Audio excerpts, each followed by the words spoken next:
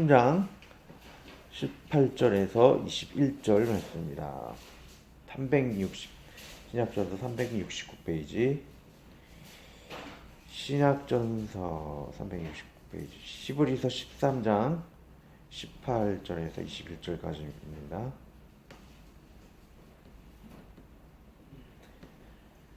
시브리서 13장 18에서 21절 다 찾으신 줄 알고 번갈아 낭독하겠습니다. 우리를 위하여 기도하라. 우리가 모든 일에 성하게 행하려 함으로 우리에게 선한 양심이 있는 줄을 확신하노니 내가 더 속히 너에게 돌아가기 위하여 내가 기도하기를 더욱 원하노라.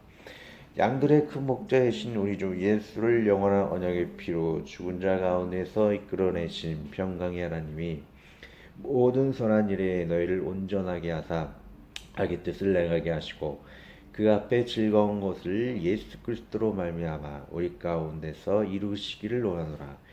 영광이 그에게 세세 무궁토록 있을지어다. 아멘. 기도하겠습니다.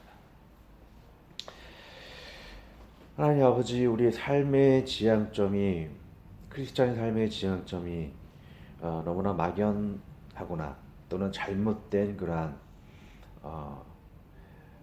지향점에 잘못 젖어든 것은 아닌지 고민이 됩니다. 우리가 더욱 하나님 성경 안에서 참된 크리스찬의 그 지향하는 그 삶이 무엇인가를 더 깊이 묵상하며 주님의 그 십자가의 군병대로 또한 모든 자를 그리스도 대할 수 있는 그런 겸손과 하나님의 상급을 쫓아가는 주 안에서 열심히 내는 그런 첫사랑의 마음을 잃지 않는 그런 우리들 되게 도와주시옵소서.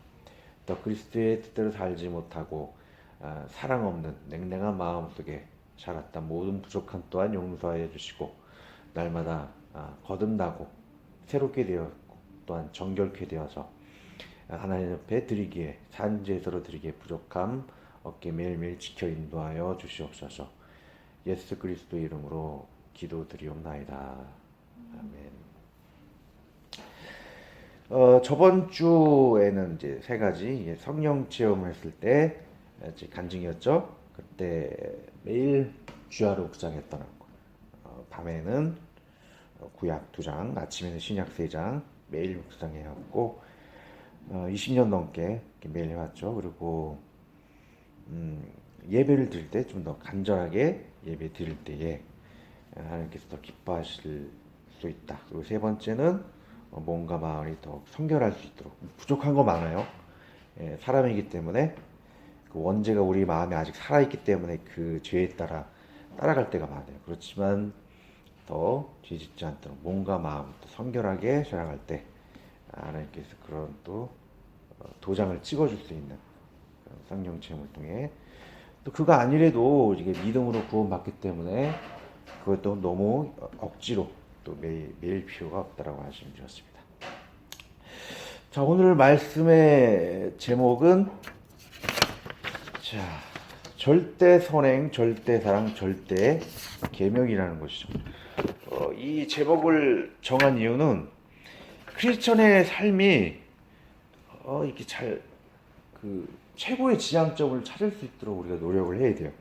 절대 선행, 절대 사랑, 절대 계명.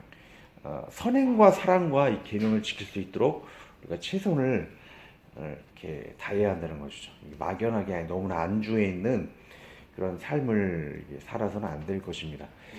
자꾸 막연한 생각을 가질 수 있는 그 오해가 뭐냐면 그 오직 믿음이라는 것이죠. 오직 믿음이라는 그 구호가 나온 거는 크리스찬의 삶의 지향점이기 때문에 오직 믿음이 나온 게 아니죠. 그것은 카톨릭의 칠성례, 우리의 구원이 7개의 형식적인 그런 성례를 통해서 구원받는다라는 그 관념적인 형식적인 것에 대한 반발로 종교개혁의 그런 구호가 되어버린 것이죠. 크리스찬의 삶이 아니고 종교개혁을 위한 구호가 오직 믿음이었다라는 것이죠. 그래서 우리는 오직 믿음에서 머무는 것이 아니고 이거는 종교의 구호가 아니고 크리스찬의 삶의 지향점을 찾아야 되는 것이 뭐냐면 제목과 같이 절대적인 이런 선행의 삶을 살 수 있도록 우리가 항상 주님 안에 힘써야 한다는 것입니다. 이런 오직 믿음이라는 자꾸 오해가 이렇게 불러지는 이유는 늘 강조해왔듯이 로마서의 그 행위, 양과 소의 제사를 드리는 것을 성경에서도 행위라고 그랬죠. 그런데 야고보에서도 성령이 인도하시는 그 사랑까지도 행위라고 그랬어요. 그러니까 두 앞에 로마서에서도 행위라고 그러고 잘못된 양과 소의 제사 폐하여진 것, 그리고 여전히 남아있고 영원히 변하지 않는 성령의 인도함의 그 사랑까지도 행위라 그랬기 때문에 둘 다 행위라 그래서 굉장히 헷갈리는 수가 있는데 분명히 다른 그런 의미를 가지고 있다는 것을 기억을 해야 할 것입니다. 성경에 보면은 제가 유튜브에 이제 확인해 보시면 아시겠지만 귀신 속에서도 두 가지 의미를 가지고 있었고 방언에서도 두 가지 의미를 가지고 있다 그랬죠. 구분을 지어야지 우리가 헷갈리지 않을 수가 있다 그랬습니다. 같은 행위라는 단어를 써도 다른 의미가 있다라는 것, 확연히 구분 지어줄 수 있는 성경 구절은 갈라디아서 5장 4절 할례나 무할례가 효력이 없을 때 오직 사랑으로서 역사하는 믿음이라는 것이죠. 사랑과 믿음은 항상 함께 간다라는 것 기억을 해둬야 할 것입니다. 자, 그러면은 이 오직 믿음에만 머무는 삶이 아니고 사랑과 소망까지 이어지는 사랑의 열매, 소망까지 이어지는 열매가 크리스찬의 삶이 되어야 할 것이라는 성경 구절을 한번 우리가 찾아봐야 되겠죠? 그냥 제가 뜬구름으로 이렇게 주장하는 것이 아니고 성경에 얼마든지 많이 나타나 있습니다. 오늘 본문처럼 히브리서 13장 읽어보면 우리를 위하여 기도하라. 우리가 모든 일에 선하게 행하려 함으로 우리에게 선한 양심이 있는 줄 확신하노니 내가 더 속히 너에게 돌아가기 위하여 너희가 기도하기를 더욱 원하노라. 양들의 큰 목자이신 우리 주 예수를 영원한 언약의 피로 죽은 자가 되어 끌어내신 평강의 하나님이 모든 선한 일에 너희를 온전하게 하사. 바울은 모든 일을 선하게 할 수 있도록 성도들에게 기도를 요청하는 것을 볼 수가 있죠. 그럼 바울뿐만 아니고 그것을 위해 기도하는 성도의 삶도 모든 일에 선을 행할 수 있도록 노력을 해야 한다는 것이죠. 그리고 21절 보면 모든 선한 일에 너희를 온전하게 하사. 성도와 그리고 바울이 삶이 항상 모든 일에 선할 수 있도록 온전하기를 하나님께서도 원하신다는 것을 볼 수가 있습니다. 자, 모든 일에 절대 선행, 이러한 삶을 성경에서도 히브리서 13장에 강조를 하고 있고요. 그 외에도 제가 더 찾아서 읽어드리자면 요한계시록 14장과 12절이 있겠죠. 14장 12절 보면 성도들의 인내가 여기 있나니 그들은 하나님의 계명과 예수에 대한 믿음을 지키는 자니라. 또 12장 17절 보면 용이 여자에게 분노하여 돌아가서 그 여자의 남은 자손 곧 하나님의 계명을 지키며 예수의 증거를 가진 자들과 더불어 싸우려고 바다 모래위에 서 있더라. 십자가의 군병의 자세는 성경에 보듯이 하나님의 계명을 지키고 또 하나님을 증거하는 삶인 것을 볼 수가 있습니다. 하나님의 십계명 있죠. 그런 것을 또 지키고 하나님을 증거하는 삶. 제가 유튜브 통해서 이렇게 많이 사람들에게 전도할 때 굉장히 많이 씁니다. 이렇게 사역을 하면서 또 전도에서 나오는 그런 친구들이 있어요. 이렇게 하나님을 증거하는 그런 삶, 이것 십자가의 군병의 삶인 것을 볼 수가 있습니다. 그 외에도 마태복음 25장을 보면 또 예수님께서 우리의 삶이 어떠해야 할 것을 또 권면하고 있죠. 내가 줄일 때 읽어드릴게요. 내가 줄일 때 너희가 먹을 것을 주었고 목마를 때 마시게 하였고 나그네 되었을 때에 영접하였고 헐벗었을 때에 옷을 입혔고 병들었을 때에 돌보았고 옥에 갇혔을 때에 와서 보았느니라. 이에 의인들이 대답하여 이르되 주여 우리가 어느 때 주께서 줄이신 것을 보고 음식을 대접하였으며 목마르신 것을 보고 마시게 하였나이까?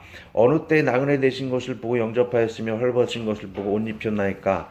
어느 때 병드신 것이나 옥에 갇히신 것을 보고 가셔 배웠나이까 하리니 임금이 대답하여 이르시되 내가 진실로 너에게 이르노니 너희가 여기 내 형제 중에 지극히 작은 자 하나에게 한 것이 곧 내게 한 것이니라 하시고 이렇게 작은 자 그를 대접한 자들이 예수님을 대접한 것이다. 누구든지 간에 이렇게 믿는 자는 안 믿는 자들 그를 대접하는 것이, 구제하는 것이 우리 예수님을 대접하는 것이다. 모든 사람들에게 예수님 대하듯 그런 선행을 행할 수 있도록 해야 하는 것이죠. 자, 근데 이걸 자꾸 오직 믿음만 중요시하는 사람이 이것을 별거 아닌 것처럼 얘기하시는 분들이 많아요. 제가 처음에 얘기했듯이 이렇게 카톨릭의 반구호인 오직 믿음이라는 구호를 자꾸 너무 신경 쓰다 보니까 사랑과 소망을 너무 무시하는 경향이 있어서 이 구조를 무시하는 그런 신학자들도 많은데 그런 데서 우리가 좀 탈피를 해야 할 것입니다. 제가 처음에 말씀드렸죠. 오직 믿음에 매달리다 보면 진짜 성경을 전체적으로 이해하지 못하는 삶이 될 수 있다고 그랬죠. 자, 그리고 요한계시록 22장을 보면 또 우리의 크리스천의 삶에 어떠해야 할 것을 또 강조하고 있죠. 보라, 내가 속히 오리니 내가 줄 상이 내게 있어 각 사람에게 그가 행한 대로 갚아주지라. 자, 우리가 천국 갈 때 자기가 행한 대로 갚아준다 그래요. 내가 그냥 천국만 가면 되는데 뭐 이렇게 열심히 할 필요가 있느냐 그러지만 천국에 가면 그 사람의 행한 대로 상급을 준다 그래요. 제가 늘 강조하죠. 믿음을 안 보고 믿는 것도 믿음이지만 또 우리가 체험을 통해서 믿는 것도 또 믿음이라고 할 수가 있겠죠. 그래서 이건 참고만 하세요. 목사님 말씀대로 이게 천국 지옥 같은 거 너무 믿으려고 하지 말고 그냥 재미로 그냥 들어도 괜찮을 것 같아요. 천국 지옥까지 좀 들어보면 재미로 좀 들으시면 돼요. 열심히 믿었던 사람은 뭐 단독 주택에서 이렇게 막 그렇게 거대한 주택에 사는 사람이 있고, 그러지 못하고 부끄러운 구원을 받은 사람은 천국에 집이 없다라고 하고, 또 어두운 지역 그냥 주택가 그런 데 살고, 또 열심히 하나님을 헌신했던 사람은 뭐 대저택에 산다고 이렇게 얘기를 해요. 목사님 말씀처럼 너무 이렇게 치우칠 필요는 없고 그냥 흥미로 이렇게 들으시기만 하면 됩니다. 자, 그러면 제가 설명을 드리자면 좀 이해를 쉽게 해드리도록 할게요. 왜 믿음만을 중요시하는 삶이 잘못된 것이고 사랑과 소망을 중요시하는 게 더 중요한 것인가? 6가지의 사람의 길을 내가 설명을 해드려서 이게 얼마나 중요한지 제가 이해를 더 넓혀드리도록 하겠습니다. 사람은 2가지 길이 있죠. 천국 가는 길이 있고, 그리고 지옥 가는 그런 길로 가는, 넓은 길로 가는 사람이 있는데, 이것을 6가지로 제가 분류를 해볼게요. 첫 번째, 천국에 가는 사람 3부류가 있는데, 이 3부류의 첫 번째는 최선을 다해서 하나님을 위해, 이웃을 위해 열심히 이렇게 믿음을 가지고 선행을 쌓는 삶, 계명을 지키는 삶, 사랑을 하는 삶이 첫 번째 삶이라고 할 수 있을 것이고, 2번째는 이런 선행을 하지 않고 그냥 믿음 한 가지만 가지고 있는 사람, 두 번째 단계의 사람이라고 할 수가 있을 것입니다. 3번째는 믿음을 가졌는데 선행을 쌓지 않으면서 죄를 지어요. 죄를 짓는데 회개는 해요. 그런 사람도 그래도 천국은 가겠죠. 첫 번째 단계, 2번째, 3번째 단계는 이렇게 천국 갈 수 있는 케이스가 될 것입니다. 그러나 2번째, 3번째는 부끄러운 구원을 받는 사람이겠죠. 열심히 하나님을 위해서 열심히 내지 않고 겨우겨우 간당간당 천국에만 들어가는 사람의 예가 될 것입니다. 그럼 지옥 가는 사람의 3가지 케이스가 있죠. 하나님을 믿는데 죄를 회개하지 않아요. 계속 죄를 지어요. 그런 사람이 4번째 케이스가 될 수 있을 것이고, 5번째 케이스는 믿음을 안 가졌는데 착한 일을 엄청 열심히 해요. 아무리 착한 일 열심히 해봤자 믿음 없으면 지옥 가죠. 그리고 믿음도 없고 착한 일도 안 해요. 그런 6번째 케이스, 또 지옥 가는 케이스가 있겠죠. 자, 우리가 갈등을 많이 하는 것 중에 하나가, 구원파들이 뭐 회개를 하면 뭐 구원받지 못한다고 하는 거는, 제가 처음 얘기했듯이 양과 소의 제사의 그 행위, 그런 행위를, 양과 소의 제사의 그런 행위에 치우치면 구원받지 못한 사람이겠죠. 유대인처럼 양과 소의 제사로 내가 구원받는다. 근데 그런 거에 대해 잘못 오해를 했다는 것이죠. 내가 양과 소의 제사를 회개하는 건 맞는데 우리 삶에서 잘못된 것을 회개하는 거는 바른 거예요. 성령의 인도하심에 따라 우리는 사랑을 회개해야 되겠죠. 근데 이러한 행위까지도 이것을 회개하면 지옥 간다. 그건 구원파적인 잘못된 사상이라는 것이죠. 자, 얼마 구원파가 잘못됐다라는 것을 성경 구절을 찾아보면, 자, 네 번째겠죠. 믿음은 가졌는데 회개하지 않는 사람이 지옥을 간다. 자, 요한 1장 9절 10절을 보면 회개하지 않는 사람, 양과 소의 제사는 당연히 회개할 필요가 없죠. 근데 성령의 인도하심에 따라 우리가 선행을 하는 것까지, 사랑을 하는 것까지도 그것을 우리가 잘못했을 때, 그것에 순종하지 못했을 때, 또한 죄를 범했을 때 회개를 강조하는 그 구절이 있습니다. 제가 찾아 읽어드리자면, 만일 우리가 우리 죄를 자백하면 그는 미쁘시고 의로우사 우리 죄를 사하시며 우리를 모든 불의에서 깨끗하게 하실 것이요. 자, 1장 9절 뭐라고 얘기하고 있죠? 우리는 죄를 자백하고 회개하라고 이렇게 강조하고 있죠. 10절을 보면 회개하지 않는 것, 죄를 범해놓고 회개하지 않는 사람들은 그 안에 말씀이 없다 그래요. 읽어드릴게요. 만일 우리가 범죄하지 아니하였다면 하나님을 거짓말하는 이로 만드는 것이니 또한 그의 말씀이 우리 속에 있지 아니하니라. 회개하지 않는 자는 하나님을 거짓말하는 자로 이야기를 한다 그러죠. 확실히 믿음을 가졌다면서 회개하지 않는 사람은 구원받지 못한다라는 것, 우리가 흔들리지 않아야 할 것입니다. 자, 그리고 두 번째, 세 번째 겨우 구원받는 자의 삶, 또는 네 번째 이런 삶을 어떠한 신앙이라고 표현을 할 수가 있냐면, 두 번째, 세 번째 삶은 부끄러운 구원을 받는 자, 그리고 두 번째, 세 번째, 네 번째 이렇게 그러한 믿음만 가지고서 사랑의 열매까지 맺지 못하는 그런 신앙을 성경에서는 맹인 신앙이라고 그래요. 최선을 다한 신앙이 아닌 겨우 믿음만 가지고 있는 두 번째, 세 번째는 죄 지었으나 회개하는 사람, 네 번째 믿음을 가졌으나 회개하지 않는 사람. 이런 두 번째, 세 번째, 네 번째 삶을 성경에서는 맹인 신앙이라고 그러죠. 자, 베드로후서 저번 주에 나눴던 것처럼 베드로후서 1장 9절을 보면 이런 얘기가 있어요. 이런 것이 없는 자는 맹인이라 멀리 보지 못하고 그의 옛죄가 깨끗하게 된 것을 잊었느니라. 자, 맹인 신앙의 특징은 1장 9절에 그 밑에 있는 구절을 보면 이런 내용이 있죠. 우리가 믿음의 덕을, 덕의 지식을, 지식의 절제를, 절제의 인내를, 인내의 경건을, 경건의 형제우애를, 형제우애의 사랑을이라 그러죠. 그래서 믿음에만 머무는 삶이 되어서는 안 돼요.